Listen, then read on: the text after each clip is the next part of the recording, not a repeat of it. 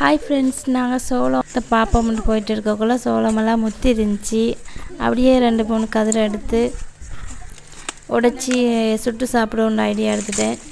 அப்படியே உடைச்சிட்டு நெருப்பில் போட்டு அந்த மாதிரி சுட்டு சாப்பிட்டா ரொம்ப டேஸ்ட்டாக இருக்கும். நாங்கள் சின்ன வயசில் இதை மாதிரி சாப்பிட்டுருக்கோம். அந்த டேஸ்ட்டு வேறு லெவல் தான் சொல்லணும். அவ்வளோ டேஸ்ட்டாக இருக்கும். இந்த அனுபவம் யாருக்கெல்லாம் இருக்குதுன்னு தெரியல. நீங்கள் சுட்டு சாப்பிட்டு இருந்தால் அது உங்களுக்கு தெரியும். நாங்கள் சின்ன வயசில் இந்த மாதிரி சாப்பிட்டுருக்கோம் நிறைய.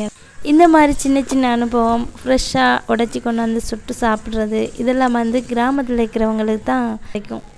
சிட்டியில் இருக்கிறவங்களுக்கு இந்த மாதிரி கிராமத்தில் என்னென்ன சந்தோஷம் கிடைக்கும் தெரியுமா? இந்த மாதிரி சின்ன சின்ன சந்தோஷம், சுற்றி வர பச்சை பசேல்னு புல்வெளி, அதோட குடும்பத்தோட சின்ன சின்ன சந்தோஷம், இந்த மாதிரி சோளம் சுட்டு சாப்பிட்றது, இந்த மாதிரி சந்தோஷங்கள்லாம் மறக்க முடியாது.